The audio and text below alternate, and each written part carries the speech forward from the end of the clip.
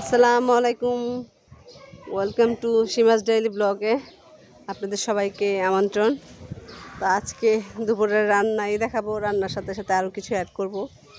তো আপনাদের কিছু বলতে চাই যে আসলে গ্রামের যে অতিথি আপ্যায়ন এটা আর শহরের যে অতিথি আপ্যায়ন দুইটার মধ্যে আমার কাছে মনে হয় অনেক তফাৎ মানে কি, তাদের আপ্যায়ন এক ধরনের, হয়তোবা গ্রামের যে পরিবেশ সে পরিবেশ বা তাদের অনেক কিছু থাকে না, কিন্তু তাদের যে তারা যেভাবে মানুষ দেখলে, আত্মীয় স্বজন দেখলে যেভাবে তারা সমাদর বা কী খাওয়াবে মানে ব্যস্ত হয়ে যায়, তাদের মনে হয় যে তাদের যে অতিথি আপ্যায়ন তারা যে কত কিছু কত দ্রুত এতগুলা মানুষের আয়োজন করে, মানে এটা আসলে না দেখলে বিশ্বাস করা যাবে না।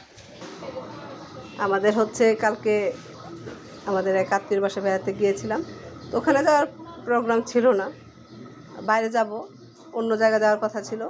তো সেখানে না গিয়ে আর কি আমরা ধরাবাইয়ের ভাইয়ের বাড়িতে গেলাম, উনি আবার আসছে আমাদের নেওয়ার জন্য।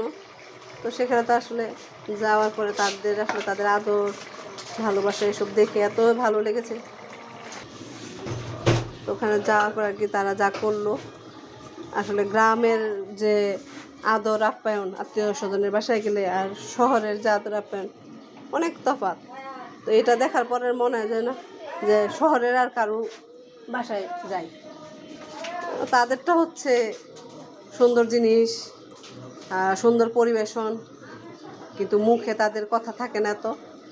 আর অনেকের সবার না, আবার আমার কাছে সবসময় মনে হয় যে গ্রামের যে আদর আপ্যায়ন এটা শহর থেকে অনেক অনেক বেশি, আমি আর কি বেশি পেয়েছি। তো আপনারা কে কেমন পেয়েছেন সেটাও জানাবেন, কারণ গ্রামের মানুষগুলো যেমন সরল হয় তাদের মনও এমন। গ্রামে সহজ সরল যেমন আছে, একটু গরলও আছে। তো তাদের কথা না বলি, তারা আবার যদি একটু বাঁকা হয় তাহলে খুবই বেশি বাঁকা হয়। তা এখন হচ্ছে রান্না তো আজকে দেখালাম না, ট্রেনের শব্দ, এখান থেকে ট্রেনের শব্দ পাওয়া যায়, আপনারা শুনেছেন? তখন বাবুকে খাওয়াবো, আসো আয়াস আসো খাবে, এখানে আসার পর সে শুধু বাইরে খেলতে চায়, এইটা সেটা পাথর ময়লা আর ডাল। ট্রেনের শব্দ, ওয়াও, ট্রেনের শব্দ শোনা যায়, দেখছো? চলো আমরা ট্রেনের শব্দ শুনি আর ভাত খাই। আমাদের হচ্ছে রান্না হয়ে গেছে, আজকে শসা দিয়ে কই মাছ দিয়ে রান্না করেছে, আর মাছ ভাজা রেখেছে, ভেন্ডি ভাজা করলা ভাজি এগুলো করে রেখেছে। তো বাবুকে আমি খাওয়াবো ভেন্ডি ভাজি দিয়ে আর মাছ ভাজা দিয়ে। আজকের ভিডিওটা এই পর্যন্তই, চুলাতে এখনও রান্না আছে তো সেই কারণে দেখাতে পারছি না। আসসালামু আলাইকুম, আল্লাহ হাফেজ।